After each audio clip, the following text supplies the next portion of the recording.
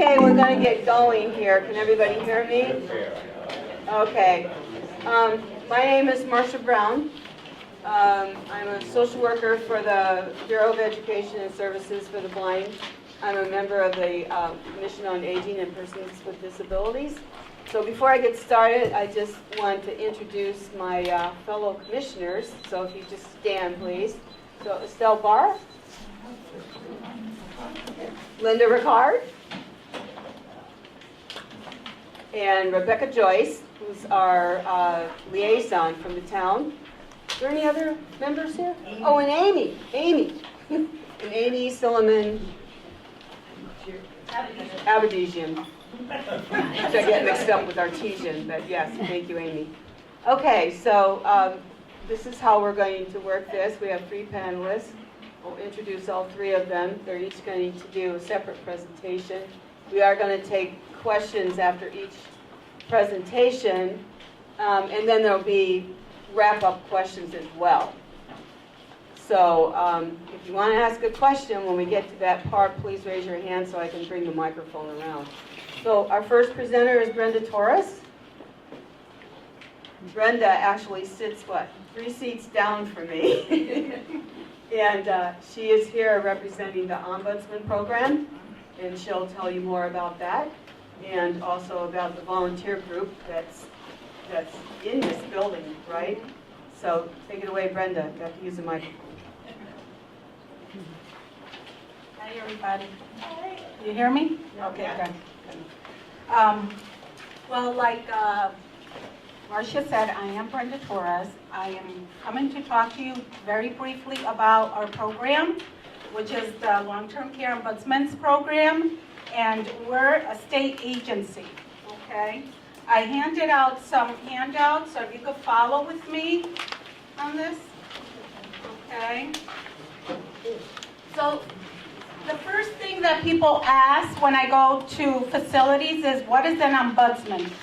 First, they can't pronounce ombudsman, and second, what is it? So that tends to come up a lot for us. So I wanted to start off with that, and basically, if you read, it says the term is borrowed from Swedish, where it means a representative, okay? It has come to be understood as a person that reviews complaints against organizations. Why do we have an ombudsman? Okay, is as a result of the creation of the Social Security, followed by Medicare and Medicaid programs in 1965, which made it possible for elderly and disabled individuals to receive care in institutional settings.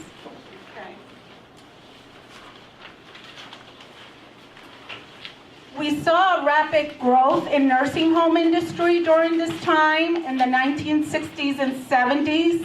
Many highly publicized accounts of abuse, neglect, and substandard conditions in nursing homes.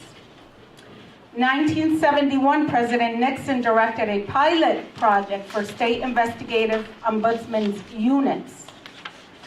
And by the way, every state, all 50 states, do have an ombudsman's program, okay, as a result of this. The 1978 amendments to the Older American Act considerably strengthened the ombudsman program. In 1987, During Home Reform Law requires homes to promote and protect the rights of each resident, ensuring dignity, choices, and self-determination. Now, what is our mission?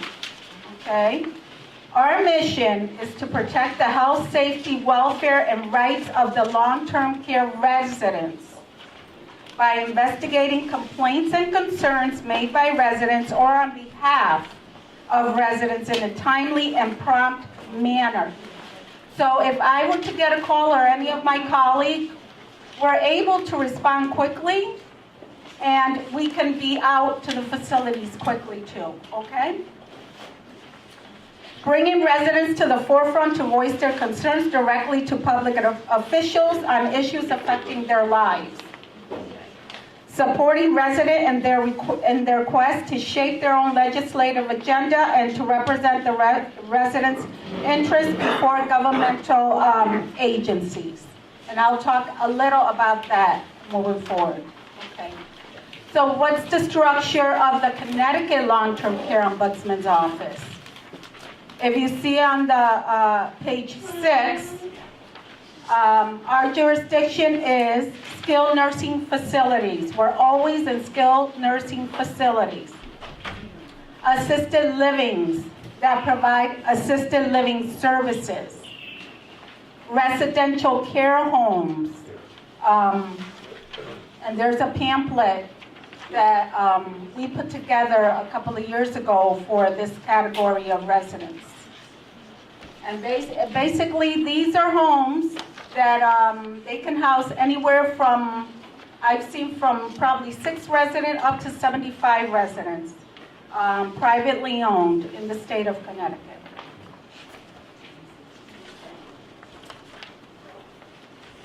So our program has a state ombudsman, and right now we're in the process of appointing a new state ombudsman. And then it has regional ombudsmans, and I happen to be one of them, okay? So there's Amber Burke, Patricia Calderon, Brenda Foreman, Lindsay Jessup, Dan Lerman, Kim Massey, Tom Pantaleo, and myself, Brenda Torres.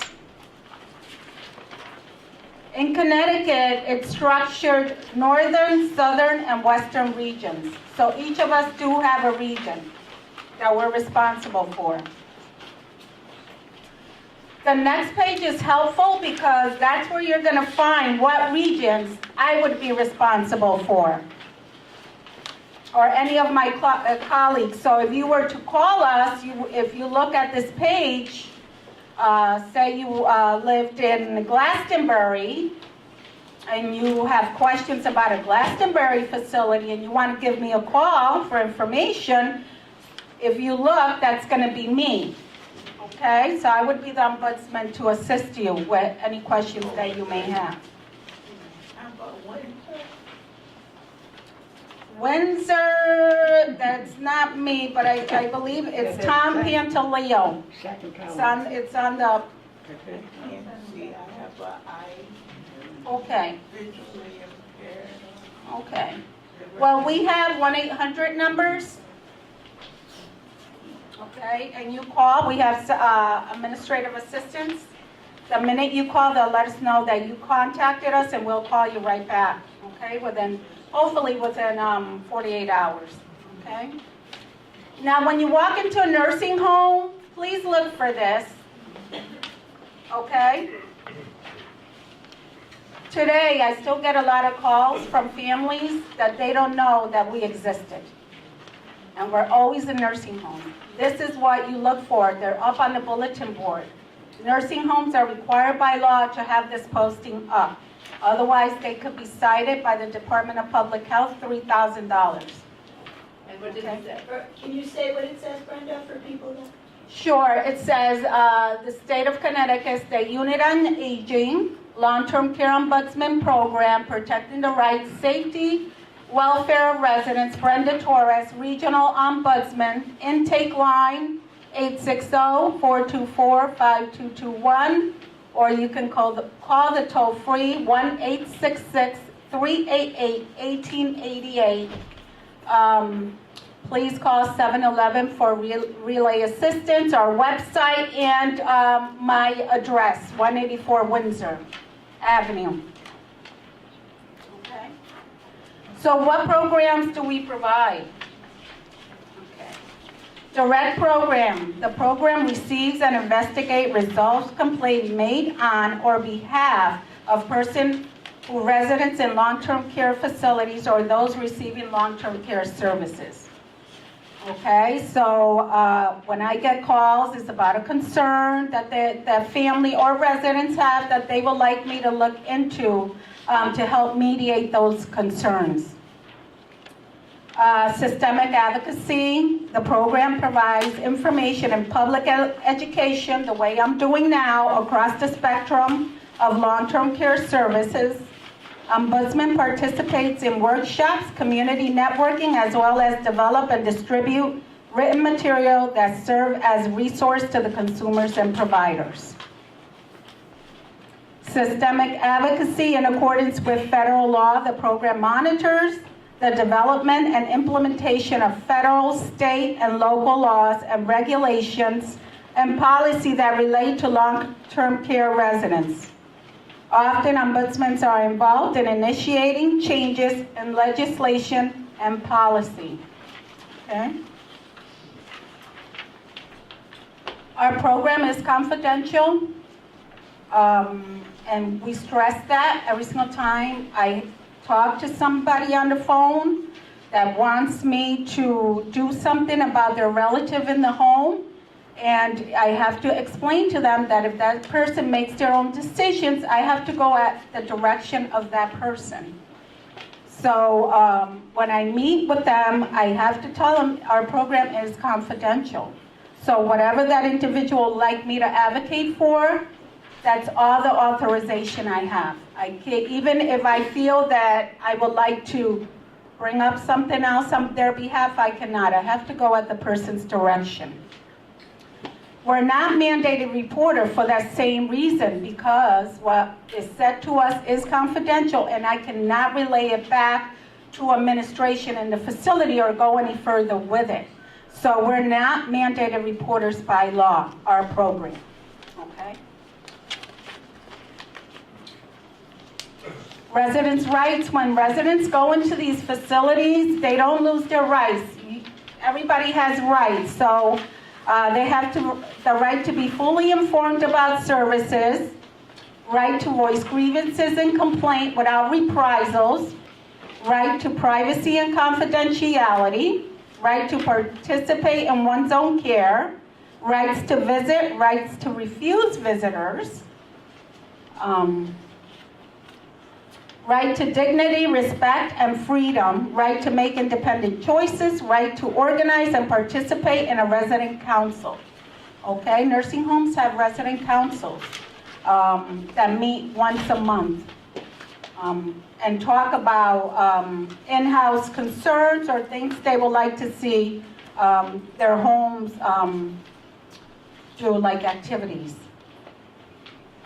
Our program is unique. Connecticut is unique, so we should be proud of Connecticut.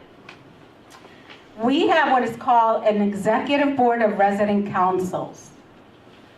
There's a total of 8 residents that represent each of the regions, northern, western, and southern.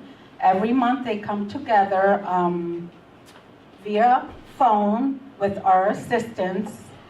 And they talk about things that are happening in their area, in their homes, and basically they come together because they're the advocates on behalf of all the long-term residents in legislation. Okay, they go to the Capitol, and they're the face of all the residents in Connecticut. We also have a unique program that we put together every year. It has been happening for 21 years, and that's called the Voices Forum. And we put that on for all the presidents of the nursing homes in the state. It's not for assisted livings or residential care home residents. It's only for the nursing home residents. We bring them all together in Southington at the AquaTurf, and we provide a full day of educational resource for them. We have 2 awards that we also give out as a result of 2 residents that have since passed that were very instrumental in advocacy, either locally or nationally. And one is the Karen Rosen World Award. So we give that out to a person locally in Connecticut that we feel has advocated on behalf of the residents in the state. We also have the Brian Capshar Award that we implemented. It's going on to, I believe, second or third year now, and we choose somebody nationally. Okay. We're also very proud about the Fear of Retaliation video, which came out as a result of the Voices Forum, I want to say like 2012, but don't quote me. And as a result of the forum, residents started voicing retaliation, and we said, what can we do to help, how can they respond to that? And we came up with a Voice That Speaks Out Against Retaliation. This also became legislation, so now it's a mandate that all facility and service their staff with this video, okay? And basically this came out as the result of the executive board that I mentioned, the 8 residents. And they were, these are the former residents that were in the video, but they came up with the video. Nationally, it's being used now. A lot of states are calling us that they want the video, so this is a great thing. Okay, and lastly, I'm almost done. We have a volunteer program. We're always recruiting. My volunteers, I just met with them yesterday, and I meet on a monthly basis with them in this building. And basically, we're looking for people that are interested in enriching their life through helping somebody in nursing home, mediate any concerns that may come up while they're there, and also in consultation with the Ombudsman, which would probably be me if you were to be one of my volunteers. So we're always looking for great advocates to be my eyes and ears in the nursing homes. If you're interested, please consider. I did bring a brochure, and I brought seeking volunteers. Okay, if you're a good listener, if you have skills in communicating, because you would probably have to communicate with either the administrator of the facility or the social worker or the director of nurses, whoever the contact person may be appointed to be. And if you enjoy meaningful relationship in a long-term care and helping a resident there and making a difference in their lives, so please consider. Please, I think they're in yellow. Take it. If not now, maybe in the future. If you know somebody, a friend or relative that may be interested, please pass this along. We're always recruiting.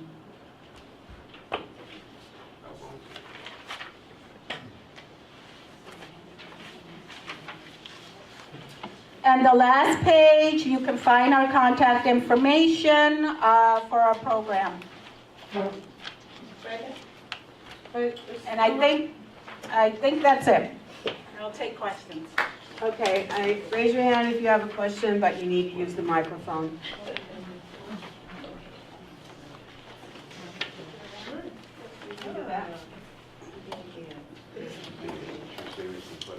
Brenda, a very good presentation. I just wanted to know, would you be able to, for the benefit of everyone and me as well, although I think I know what you do, can you give some examples of the kinds of problems that may be raised from residents, those that you may deal with, and maybe there's some that they bring to you that it's not under your auspices or under your purview to deal with? What would be some practical examples of things that may come up so that people would know?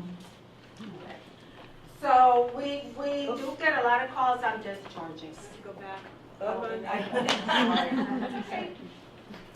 We get a lot of calls on discharges. This week I'm dealing with a resident who's being discharged from a nursing home.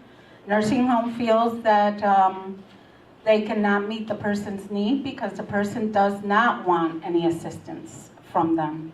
So right now I'm dealing with that. So my job is, when I get a call from a resident that they're being discharged, because first of all, by law now, any facility discharging a resident has to notify us. Okay, so we will get a notice from the facility that Mr. X is being discharged. At that point, the resident might immediately give us a call, because we're always a nursing home, and especially in my nursing homes, they know me very well. So once they get the notice, it's called a 30-day discharge notice, they will contact me for assistance.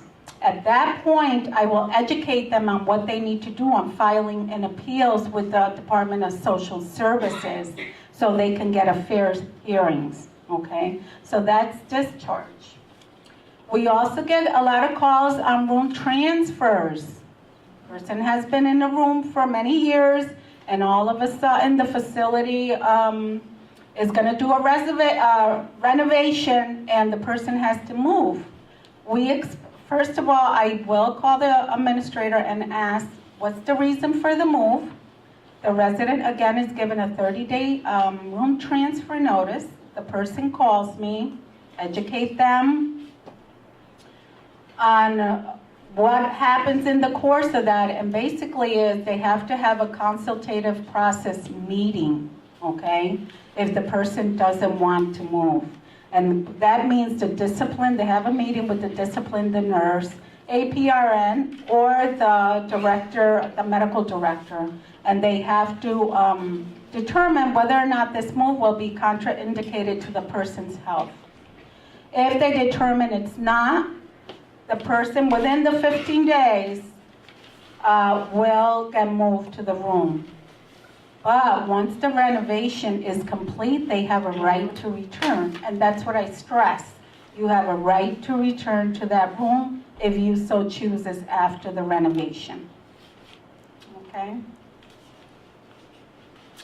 Now, See if there's any other questions. the other one you said something that would not be the ombudsman.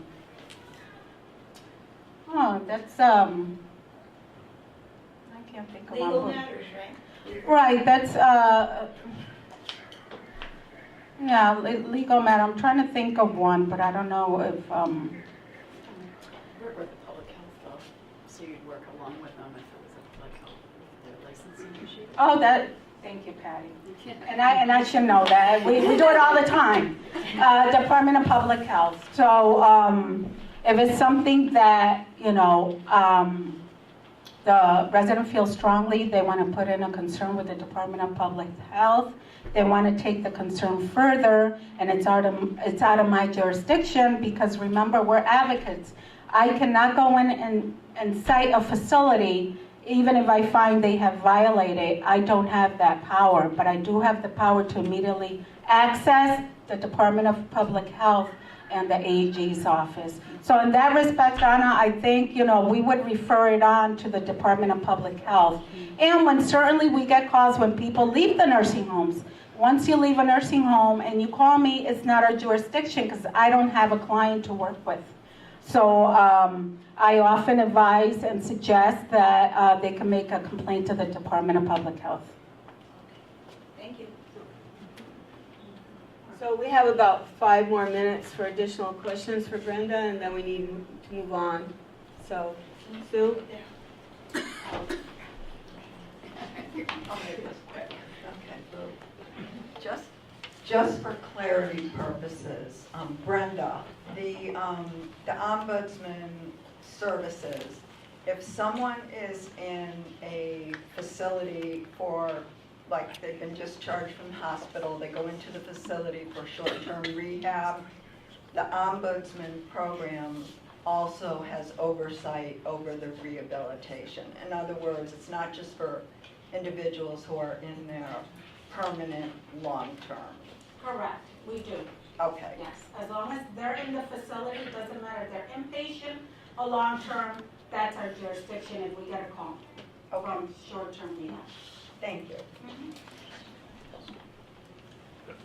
Actually, I forgot to introduce Sue. Sue is a social worker for the town, and she was our co-sponsor for this, and I think she's primarily responsible for this huge turnout, so thank you very much. You have a question?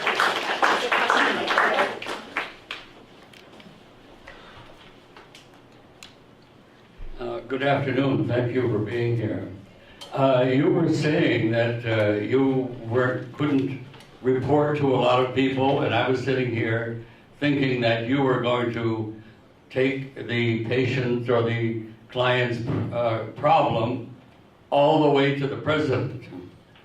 And you say that you are aware of the problem and you can't tell anybody about it, and you can't call the person who gave you the information, and who is going to be sure that what they know has been rectified or improved, and who is going to make sure that there is a restitution from the problem?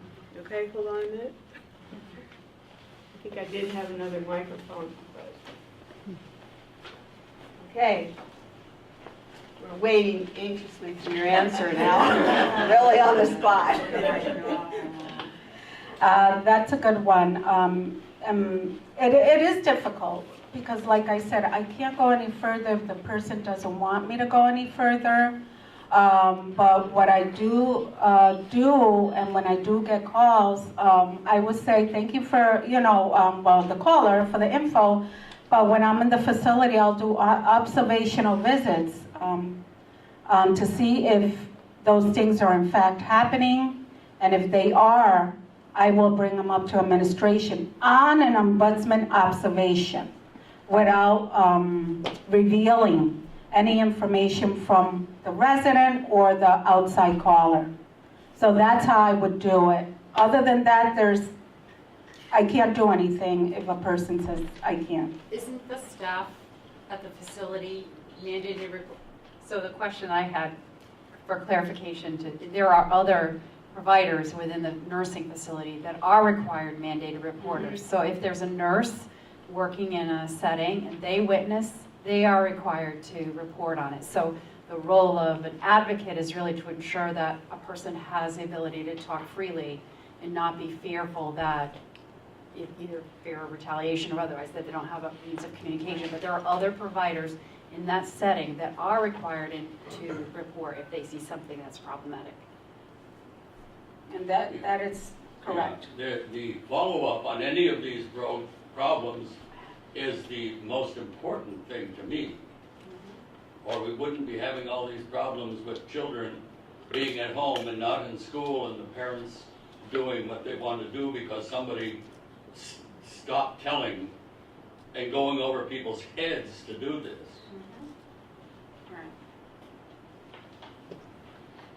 Okay, well, let's move on. Brenda, are you able to stay? Yeah, I'll additional stay. questions? I'll stay. Okay, I just want to make sure that we get, every speaker has a chance, and obviously we didn't expect this big of a turnout, and we're really thankful for it. These questions are complex. Thank you for the questions. Now we'll move on. So I'll just ask you two, which one of you wants to go first? How do you want to do this? I think I'm going to go first, I think.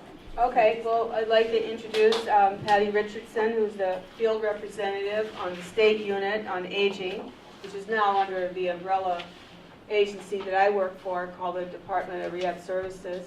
Just as a personal note, I've known Patty a long time. I first met her when she was the director of a senior center down in Mansfield, if I recall, about, I don't know, 18 years ago, something like that. She looks exactly the same. We wish. Okay, Patty, so you can take this over now and explain what you do. Do I need to not wander from this? Probably. Okay. So the state unit on aging receives a lot of federal dollars that we then disperse to the 5 area agencies on aging. So Susan, who works for one of the North Central area agencies on aging, we kind of split off some of the programs that we're discussing because we work very closely together. So I'm going to be talking a little bit about the funding that most of you have, which is Medicare, to make sure you understand that there are ways to get access to services, at least initially if you're starting to need long-term care services and supports, and a little bit of information about Medicaid, which the name is very similar to Medicare, so sometimes there's confusion about what the differences of those two programs. And then some sources of support that you can get help in terms of navigating and understanding what options you have, both in the community here in Windsor or outside of that. So I did wonder if, are all of you from Windsor, or are there other people that are visiting from outside of Windsor? So I make sure I'm commenting if it's okay, because I thought most of you would be from Windsor. I don't have any materials except for I compiled a listing of some of the resources that I'm mentioning so that you can have a quick reference. So I'd like for you to just listen and feel free to comment. So this, as I mentioned, the State Unit on Aging receives funding from the Administration for Community Living, which is a federal agency, to provide services to older adults who are 60 to help support them in their goals to really remain in the community. So that funding gets then channeled to 5 of the area agencies on aging in the state. In the North Central Area Agency on Aging is the agency that covers the Windsor area.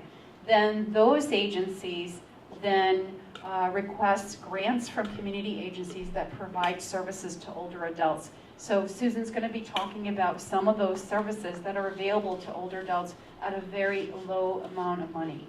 So the long-term care services is a term that's often used, and sometimes people think that means only needing nursing home care. But really it starts with when people start experiencing changes in their functional status, either because of age or because they've developed some kind of a chronic health condition or disability. So it's the types of supports that people need to help them remain in the community. Oftentimes, those types of supports start with very simple things, and many of those are provided here at the Senior Center.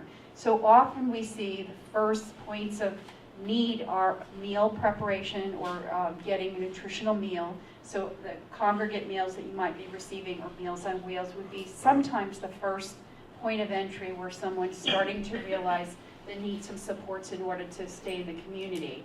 Transportation is another very important component, because that usually is a situation where either because of visual issues or because of inability to get in and out of a car, or even the financial challenges of owning a vehicle and being able to drive that, usually is a position where people are starting to need that type of support so they can get back and forth to the doctors, be engaged in social activities.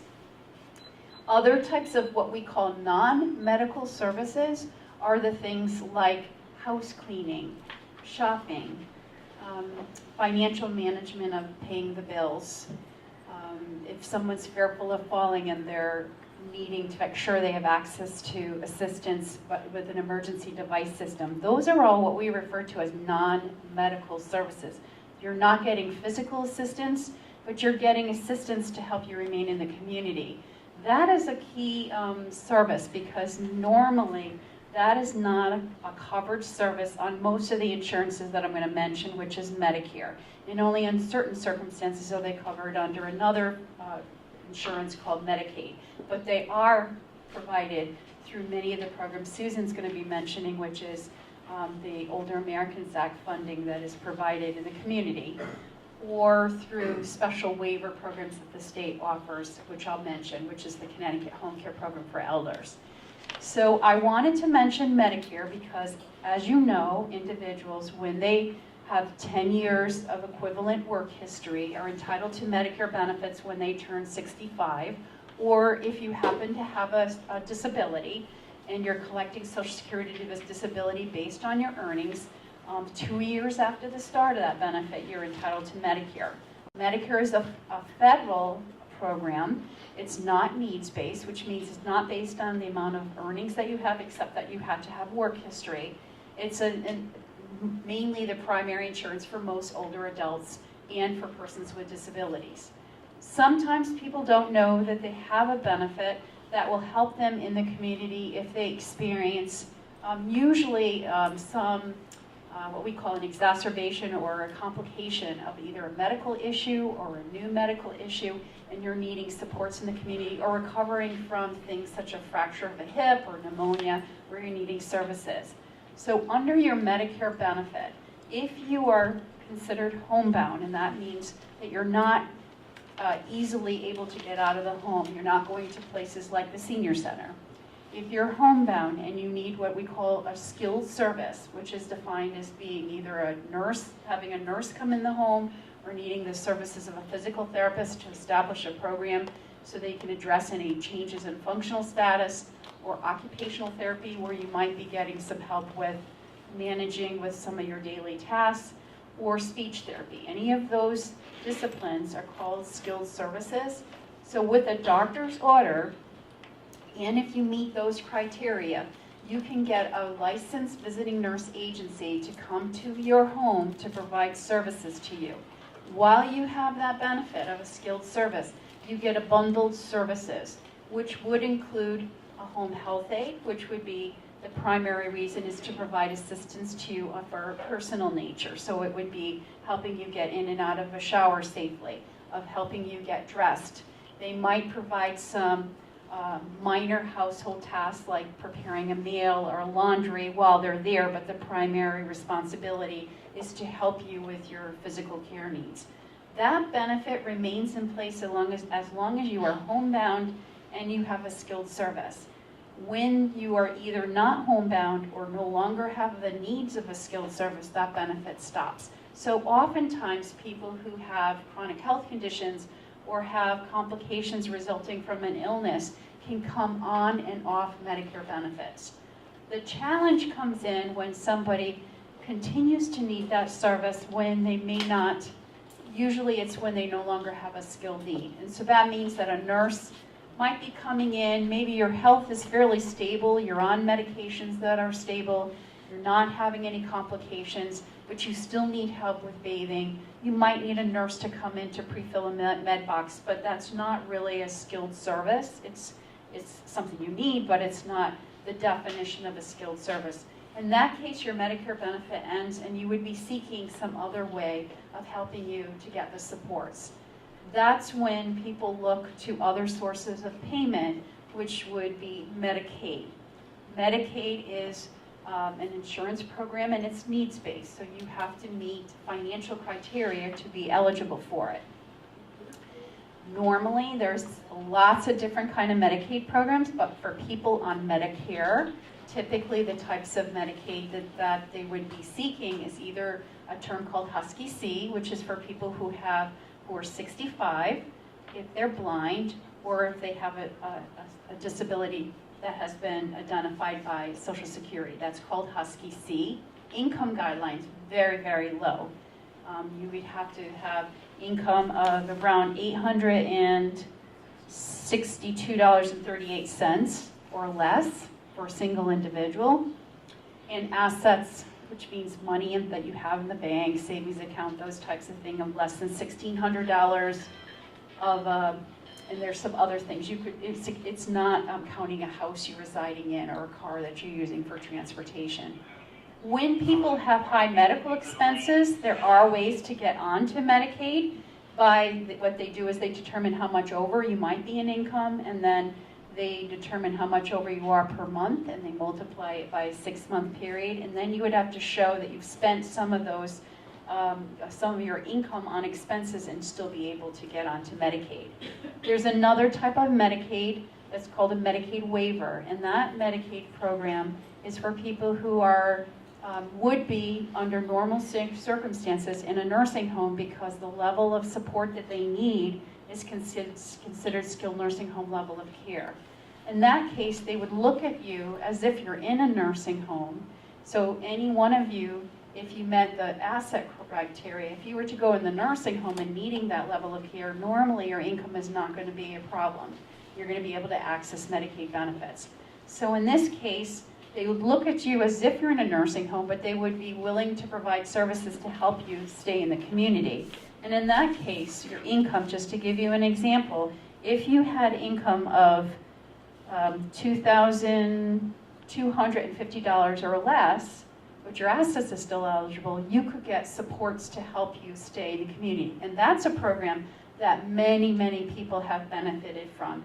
It is a program for people 65 and older. I mentioned that older adults, the older adult funds are for 60 and older. In this case, they just arbitrarily pick 65. And so that program allows you to waive the normal criteria for Medicaid, provide services that are not normally covered, and would include some of those non-medical services that I mentioned, which is homemaking, adult day center, a lifeline, a whole wraparound of services to make sure that if you're needing that support, that you're able to stay in your own home regardless of where that home is. It could be be in an apartment, it could be in a home, it could be in a subsidized assisted living facility, it could even be in a residential care home. So whatever setting that home is, it could give you the necessary supports to stay at home.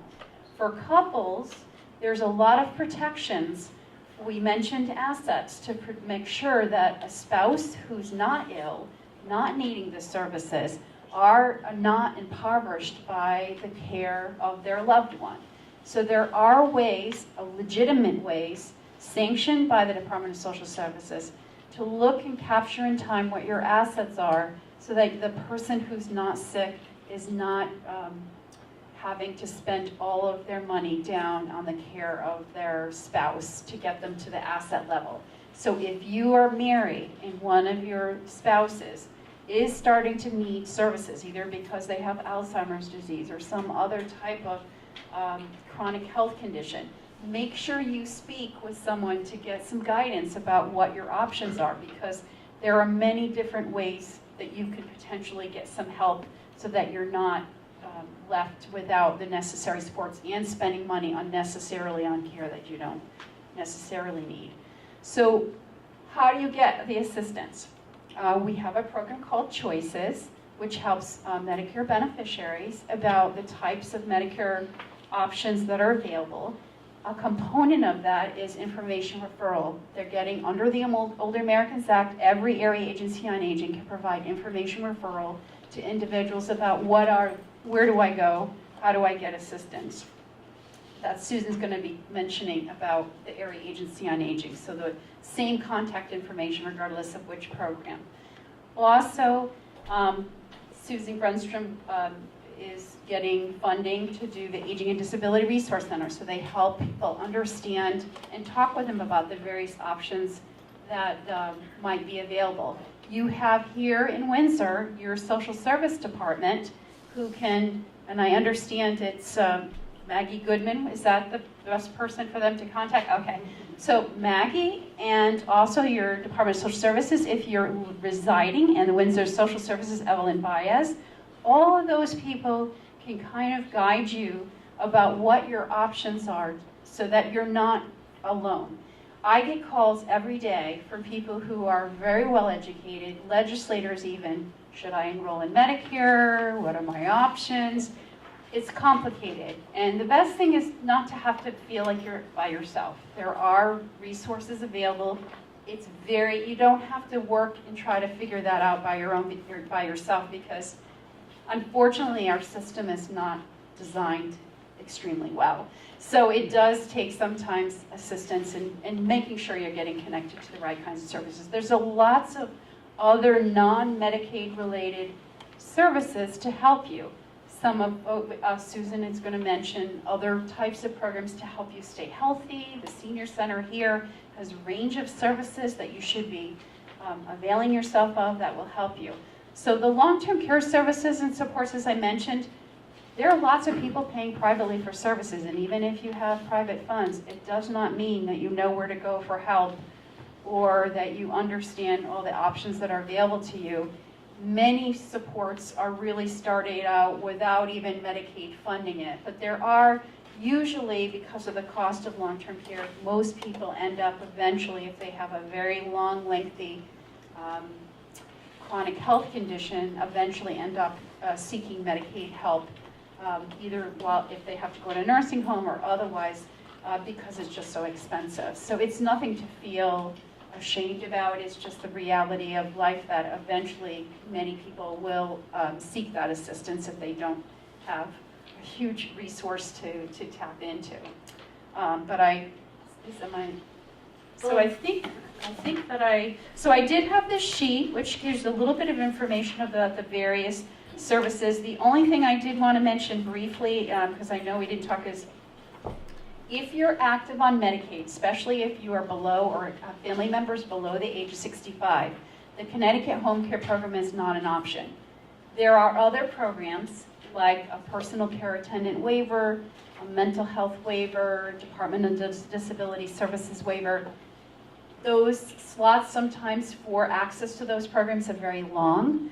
So there is another option that became available as a result of the Affordable Care Act called Community First Choice. if a person is actively on Medicaid and they need the supports and services to help them stay in the community, through Community First Choice as part of their Medicaid benefit, they can get self-directed services of hiring their own personal care attendant and other services to help them remain in the community. So for anyone with a disability, if they're really needing that support, that is a very good option to consider. And as again, you would want to talk with some of those other people that I mentioned. And if you happen to be a veteran, or if you're a spouse of a veteran, especially if that veteran has had at least 1 day of service, there are, even if you've never been connected with the VA before, the VA offers an array of supports, and one of those supports is called aid and attendance pension that you can apply for to help you increase your income, to give you needed money to help you with supports in the home. That money is not considered towards eligibility for programs like the Connecticut Home Care Program or other programs. So it's a wonderful program if you are not connected to the VA. The VA is a much different service provider than ever before. If you only, a lot of times World War II veterans, their experience with the VA was not positive sometimes for their medical care. It has a lot more very positive supports. I work very closely with the Veterans Home and Community-Based Services program, and it is a resource. So just like any other resource, that might be something for you to consider if you're either a spouse or a veteran. So I think that Susan will have you give your presentation, and then we'll take questions for both of you, and you can sort out who's going to answer it.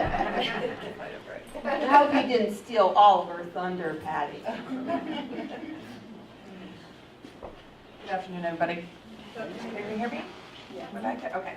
My name is Susan Grunstrom. I'm the Community Choices Counselor at the North Central Area Agency on Aging, which Patty referred to. We are a nonprofit, private agency, and we provide lots of different services. How many people have heard of North Central? Anybody? Okay. Handful. Okay. It's kind of like the best kept secret around. It really provides a lot of different services. I've been there for 5 years. I love what I do. It's really, it's got an amazing set of people who work there, and we provide so many services, and we love what we do. So I brought a whole bunch of handouts on the programs that we offer, and I'll kind of go over, just touch on basically each program. They aren't all related to long-term care, but I wanted to kind of make you aware of what our agency does in case there are other needs out there. So I'll start with, let's see. Okay, let's start with, if you can find the handout. I don't know if everybody took the handouts or not. There's a program we have called Money Follows the Person. Has anybody heard of that? Okay. So that program is specifically for somebody on Medicaid who wants to move back to the community. So there is a minimum requirement of a stay in a skilled nursing facility, and a Money Follows the Person care manager helps them move back into the community and helps them set up with services. So we have one of those case managers in our office.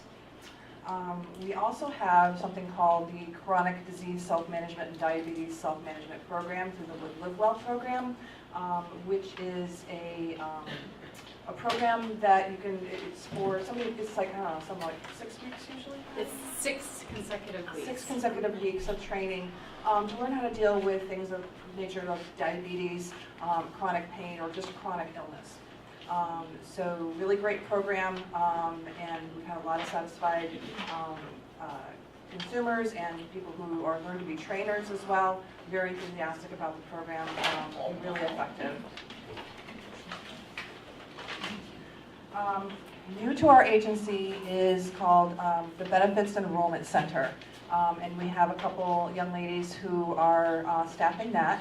And they're basically there to help you with any application assistance that you may need for programs like Patty mentioned.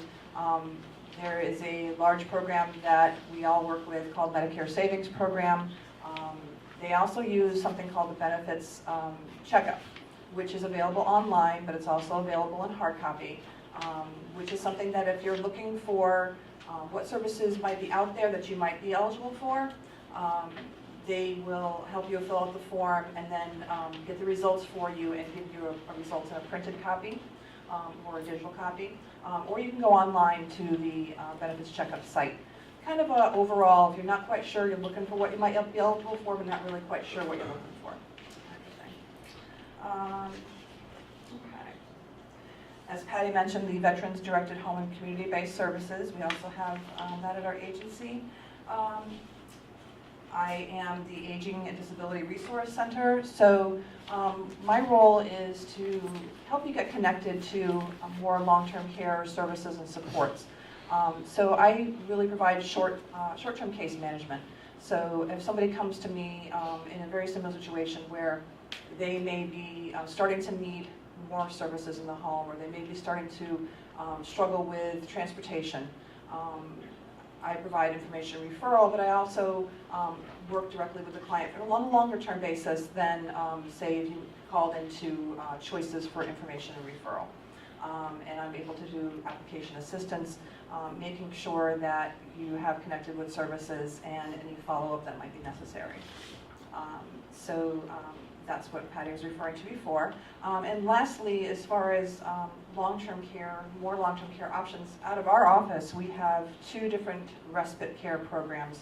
And there are a couple flyers that I left out for you.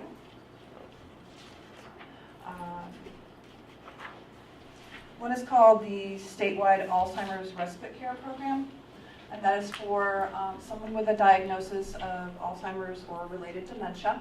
The 20% cost share associated with that program. We have care managers on site who will walk you through the process, help you set up services, and do case management. And we also supply the National Family Caregiver Program, which is federally funded. And is not diagnosis specific, but you do have to have a need for assistance with activities of daily living, such as bathing, medication management, getting around, mobility, things of that nature. And depending on your income level, there's cost sharing associated with that. Okay. Also, as Patty mentioned, we take funding from Title III for services that are provided out in the community. So Windsor being one of them for meals. Meals is a large source of where we put our grant money. So for coming here and having a congregate meal is provided in part by funds from our agency. And all of the services that are associated with the Title III funding are really supposed to be technically at no cost to the consumer. They do have the right to ask for co-insurance, not co-insurance, but a contribution, thank you. Whereas, I'm sure with congregate meals you've been asked for a donation of $250 or something along those lines. And the services range from meals to adult daycare, to transportation assistance, to in-home services such as homemaking and things of that nature. So with the contribution that they ask for, they may take Title III funds and fill in the rest of the gap to what you're able to pay. So I think that... The supplemental services. Oh, thank you. In addition to the National Family Caregiver Program, attached to that is the supplemental program, which is a limited amount of funding per person that helps fill in the gaps where funding is no longer accessible. They've tried everything else as far as trying to fund something along the lines of a wheelchair ramp or some sort of medical equipment, things of that nature. So if you qualify, you have to qualify for the Caregiver Respite Program, but if you do, you may have access to those funds as well. Can you tell me where long-term care insurance fits in? Yes. Want to repeat the question? She was wondering where long-term care insurance fits in to this. And that is something that usually is provided by, is it long-term? I'm sorry, I'm familiar with There's, So there's two different kinds of long-term care insurance, a lot of different products. They're sold by private insurance carriers. There's one that's a partnership plan that for whatever amount that you have purchased a life insurance policy allows you to protect that amount in assets. So what it does is it provides services when you're needing it. Some are only it depends on what your policy is. Some will only cover you in a nursing home. Others, most cover you both in a nursing home and in the community. Some are set up so that over time there's an interest to make sure that whatever you purchased 10 years ago is going to be beneficial to you as the rates increase.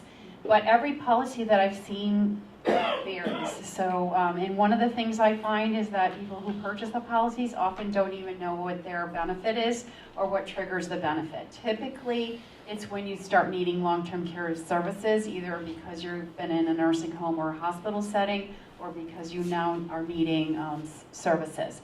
So it is something for people with resources, if they're wanting, especially if they want to protect their assets or they want to make sure that they have more options available to them when they are needing long-term care services, knowing that most people eventually will need that. So it is private insurance. It can be expensive. The later you purchase it, the more expensive that policy is because you're more likely to be needing that service. But it is an option for people if they're wanting to plan ahead of time for that policy. Anyone else have any questions, either for anyone? If you had your hand up, do you want the microphone, or I can repeat it if you want, if it's a short? I think that's easier. Okay. Two questions. The first one was on,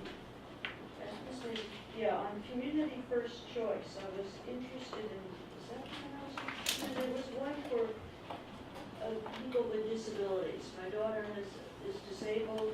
She's not old enough for Medicare, but there's some, you said something for disabled people, resources. So the question was about community first choice and what that option is for people with disabilities below the age of 65. So my question is, what age is the person? No, my question is, could you elaborate a little more about that, or where I can find more information about that? So people with disabilities, so one of the things, so anyone who's collecting disability who did not have enough work credits, sometimes they're on what we call SSI, which brings them up to the poverty level. But at age 65, they're entitled to purchase Medicare. So I do say that because, or what happens is when a parent becomes retired, or if they become deceased, that child who has SSI would be able to collect off of the parent's earnings and might be able to access Medicare. So we do have, so for someone with a disability looking at their options, let's say they're not on Medicare, they're on 100% Medicaid, we do have Centers for Independent Living, and in this area it's Independence Unlimited. That is a nonprofit organization very similar to the area agencies on aging that provide help to persons with disabilities to help them understand what their options are, help them to maintain their independence and to continue to grow just with their disability, either to continue to go back to work or whatever their goals are. So that Independence Unlimited is then located in Hartford. It's actually in the same building as North Central Area Agency on Aging. That would be an option, but if there were some need to seek on what options might be available, you could actually use the services at North Central Area Agency on Aging to kind of look to see what might be available, and they would certainly help you to get in the right direction. And I'm sure Windsor Social Services, do you have youth services that covers certain, do you have an age limit as far as what in Windsor Social Services of who you would cover all ages? No? Do you have youth services that would Repeat cover? the answer. Patty? What was that? She said no. No? There's no age limit? No. Okay, so you could also contact someone in your town who's well-versed in the options. You have a very good social service agency in town, so that might be an excellent resource to start with. Can I ask my second question? Yes. It's entirely different. I do have a friend who lives in the southern part of the state. She has Parkinson's and was recently admitted to Yale New Haven, but is in an observation status, so I understand she hasn't been admitted. And it's my understanding that she needs to be admitted to the hospital in order, if they want to, they're thinking about sending her to a nursing home, that's an option, and my concern is that if she isn't admitted to the hospital first, Medicare won't cover the nursing home, is that correct? That's a good question, actually. I should have covered that. You want to So the question, yes, so the question is, she has a friend in the southern part of the state who has Parkinson's disease, was admitted to the hospital, but the designation of when she was admitted was not as an inpatient, but it was considered as an observational status. And it has implications for the coverage of a short-term rehab stay that she likely will need. So under Medicare, so several years ago, it's not been that long ago, it's probably about 8 years ago, there were incentives, and the federal government decided that there were too many people getting released to the community inappropriately or getting into a nursing facility. And when they were getting, if there was too much turnover where they were getting released inappropriately, that it would be a quality mark against the provider agency. So to get around that, what the hospitals were doing is when somebody was going into the hospital, everybody else would think they were inpatient. They were having tubes in their arms, they were getting the medical care. And what they were saying is, well, this person was never admitted, they were just in observation status. Everyone intuitively who could see the person in the bed would say, no, this person's in the hospital. But what it was a workaround so that they would not get cited for a person getting where these discharges were happening. So what happens when someone is in an observation status, it's their Medicare Part B, which is outpatient services, that pays for the hospital care.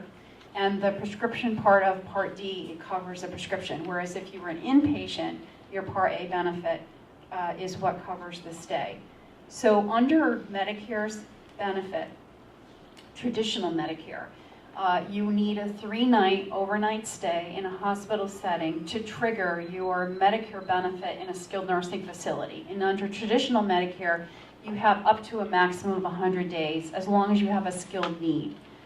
That sometimes some people don't have a skilled need for the 100 days, so it's not a guarantee of 100 days, but that's a per benefit period. And from Medicare, a benefit period is it's a 60-day period without being in a hospital or nursing home consecutively. So you could conceivably have more than one benefit period within a year. So now people have to be told if they're in an observation status past 24 hours so they can advocate for themselves to ensure that if in fact they should have been labeled as an inpatient, that they would be. It's still an issue. They don't really have appeal rights necessarily. They can they should be contacting their primary doctor or someone else to confirm that in fact they should be in a inpatient stay. Now, if you're in what we call a Medicare Advantage plan, where you've opted not to be in traditional Medicare and you've selected a private company to manage your dollars, many of the Medicare Advantage plans do not require a 3-night overnight stay in a nursing facility. They can waive that for you to have the benefit. But being mindful that in a Medicare Advantage plan, you would have some cost sharing for the skilled nursing care that you have. But it would waive it, you would still get care. So if somebody needed a short-term stay, and they need it in a nursing home setting, they might be seeking, if they met the criteria for Medicaid, you can always request retroactive coverage up to 3 months if you qualified to cover an outstanding balance. It is something that happens where people have to pay out of pocket for the care, or getting care in the home under their Medicare benefit, which they still would qualify for even if they're in observation status. They still, with a doctor's order, can get a visiting nurse to provide nursing services, home health aid services, physical therapy, occupational therapy in the home setting. But typically what happens is people either owe that money or they pursue other funding sources like Medicaid to help them with the cost, because obviously nursing home care can be quite costly. Unless you have a long-term care policy. And again, even that, you'd have to trigger the benefit in order for it. It doesn't necessarily cover it immediately. You would still have to trigger a benefit. I have a question. Could you go back to the VA benefits and kind of highlight what widows of veterans can receive and how you go about receiving the benefit?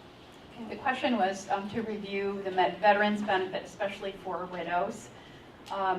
So the first thing you would want to do if you have it's called the Honorable Discharge Paperwork of the Veteran, is a DD 214.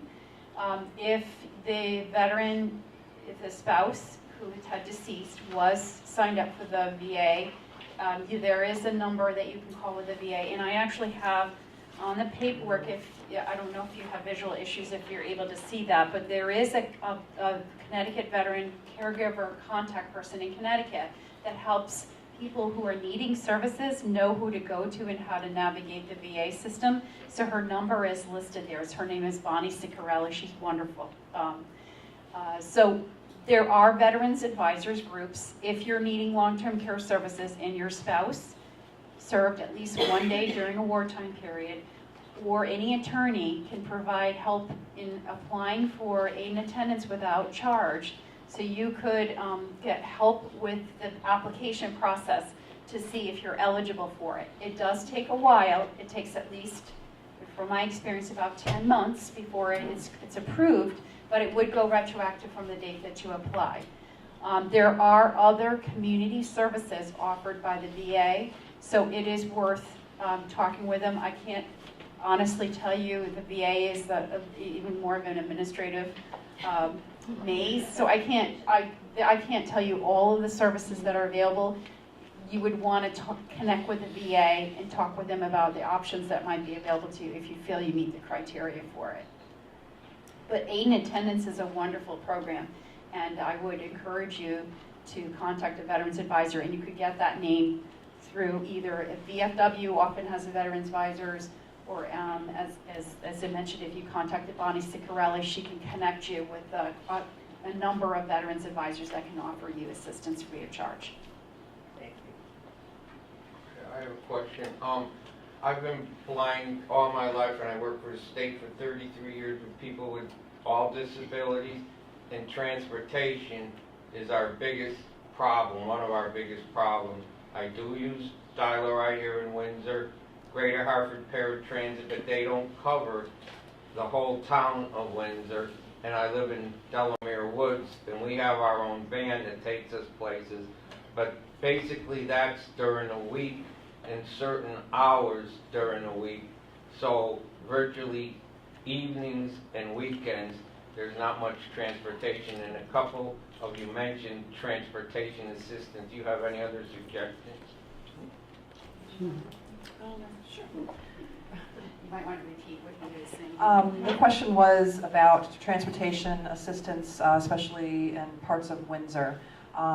We refer to a program called Way to Go CT, which is run out of our building, and provides all your transportation options by town.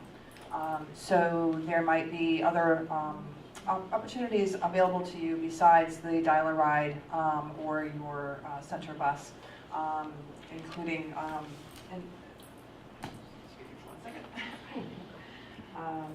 Did they have an evening and weekend one that was allocated? Yes, even in weekends. there might be. And I'm actually looking at the Title III directory right now. Bear with me for a second. Okay, there's something called RSVP, Medical Transportation Program, that provides door-to-door medical transportation service, which is different than Dial-A-Ride. Usually is just curb to curb. Is that correct? I believe. Door through door would be somebody who needs more assistance to get through the doorway. Somebody who cannot manage that, getting from the sidewalk or to the curb to their door. So RSVP, medical transportation, may be an option. There is, let's see.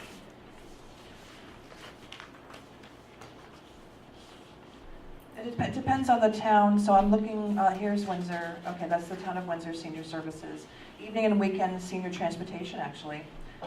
So it provides seniors an opportunity to attend a senior center activity, outing, or restaurant in the evening and or weekends. So that's something that Senior Services does provide. Yes. Thank you. Oh, you're welcome.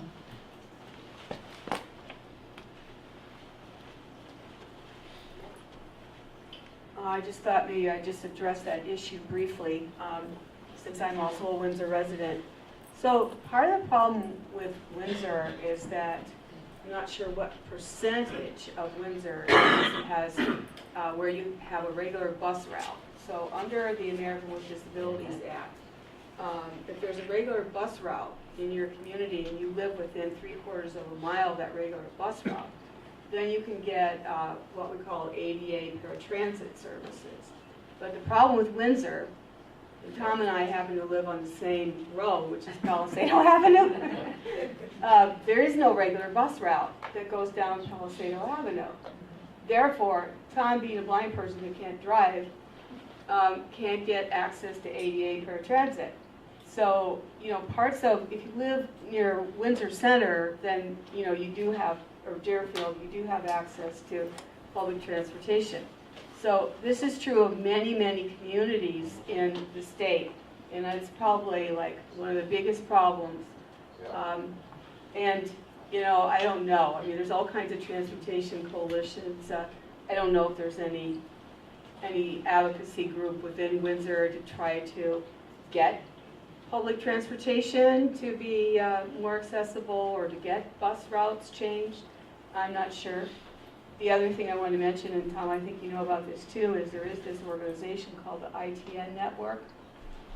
And that is an organization that was started in Maine, actually, by a woman whose relative was run over by somebody who was legally blind. So she started up this organization, and I think that if you're interested in that, I can give you some information about that. But that's an organization that it's not free. It does charge. The thing about it is, though, it is potentially available on a 24/7 basis. So say you wanted to go to the airport in the middle of the night or something like that, you know, you could call and probably pay for a ride. So just to let people know that that's out there. It serves the elderly and it serves people who are blind. Turn it back to you, Patty. It's a challenge for all populations, all groups. Everybody is. It's not a perfect system. It's on everyone's radar. I think it's probably close to the #1 reason people call 211. So it is. You're not alone, unfortunately. Not that it helps you in this circumstance. But did anyone else have any questions? Yes. For a senior citizen, a resident of another state, moving to Connecticut, does she or he have to establish residency in Connecticut to be eligible to the local and state services? So the question is, if someone's moving into the state, what's the status in terms of residency before you're eligible for programs? It's a very common question, and actually I know that it's a common issue that comes to the Aging and Disability Resource Center because it's a tricky situation. So normally, a lot of times people are already active on programs in their other state. They may be active on Medicaid.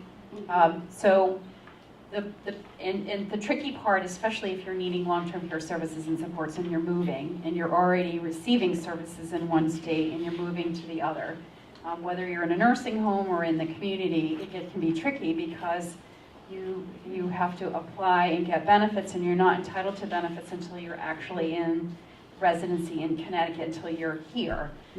So you can apply, and if you know the date of when you're coming, you can certainly put that in, but you're tricky because one state is not going to pay for another one unless there's a cooperative relationship, like if you're on the border state, like a New York, or where there might have contract provider numbers to provide that. So typically, we recommend that you applying, because the other piece of it is Medicaid has some flexibility to it. There are some minimum requirements on a federal level of what you have that you have to cover, but there can be differences from state to state. So you would want to make sure that they're aware of whatever the guidelines are for that state to make sure they meet that criteria. But typically, you would want to put in writing to the state that you're leaving, the date that you're going to be leaving, so that it's not showing as an active status in one of the state you're leaving, so it doesn't prevent you from getting active in the state in which you're going to.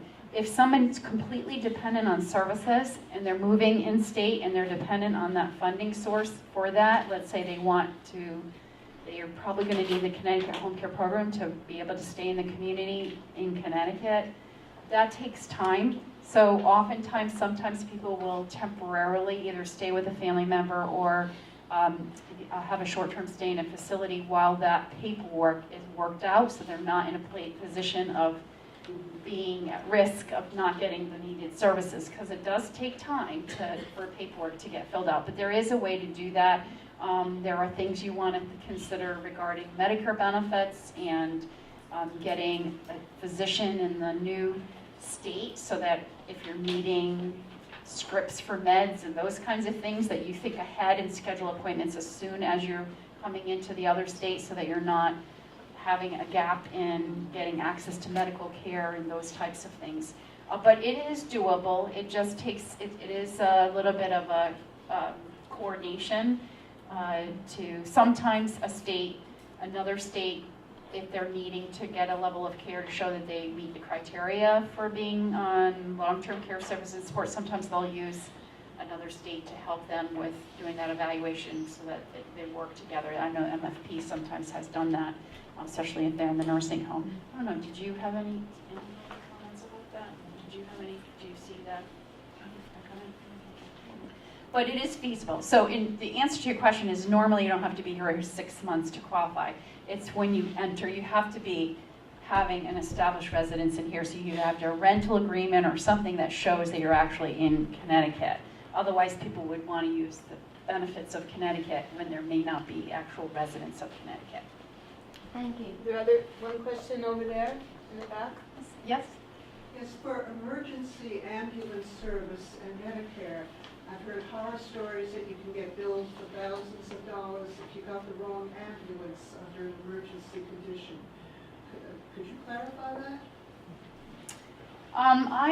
So if you have issues related to Medicare and Medicare appeals, we're fortunate that the state contracts with the Center for Medicare Advocacy, which is a national organization.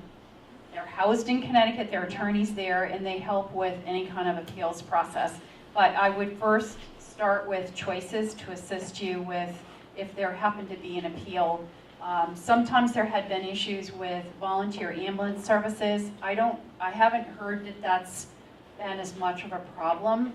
If you needed like a paramedic and one ambulance came and another one had a paramedic on and another ambulance, so two responded, that sometimes there are issues. Most of the time, some of that has been ironed out. I haven't heard, have you heard anything recently of the ambulances? No, it seems like it's kind of settled down.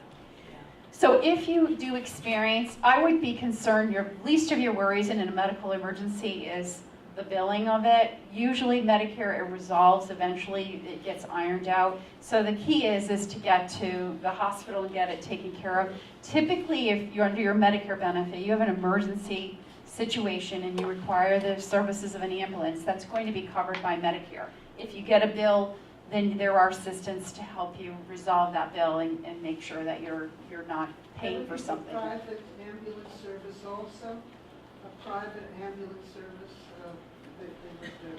If a private ambulance service, Yeah, I heard that sometimes they transfer the emergency 911 call to a private ambulance service. And it could even be originated out of state.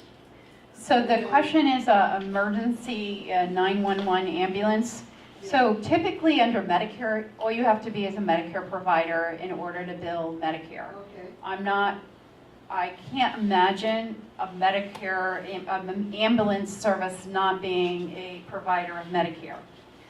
What might happen is if you have a Medicare Advantage plan where you have to use a network of providers, and if you happen to get services outside of a network, that could be a potential problem with billing. That legitimately you have to use a provider.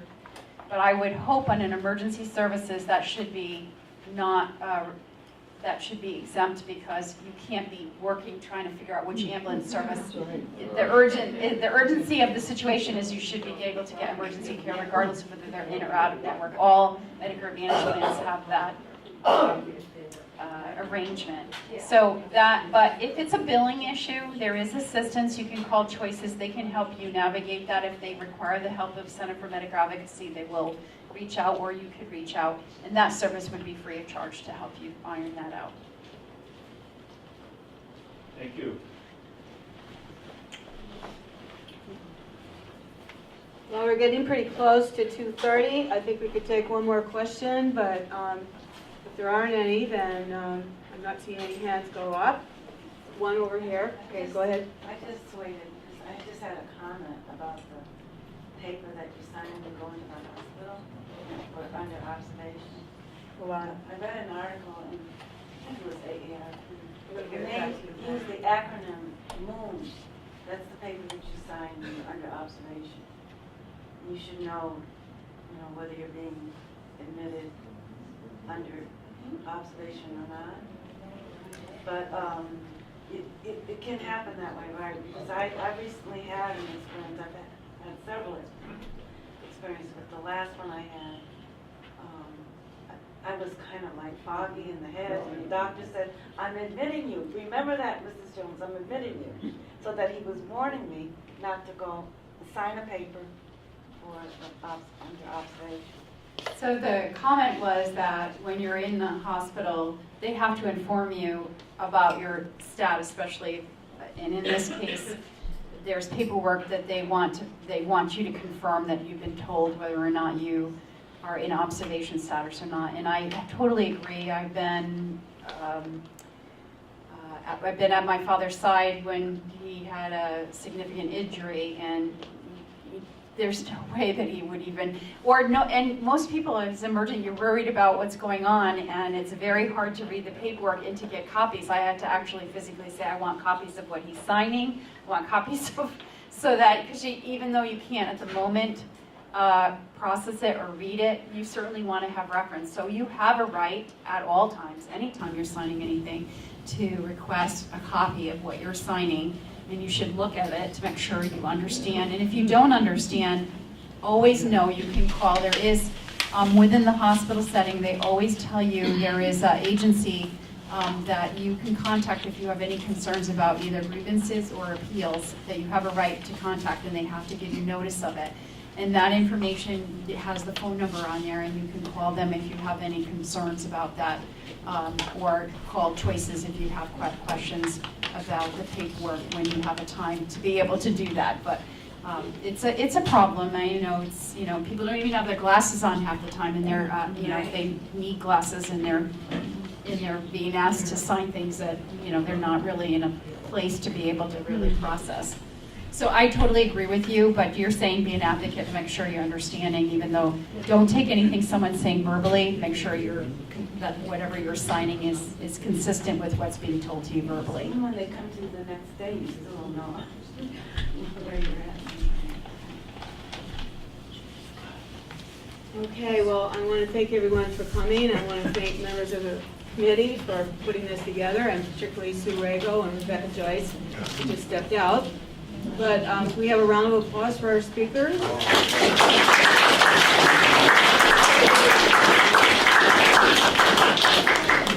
And, some of us will stick around if you want to talk about this.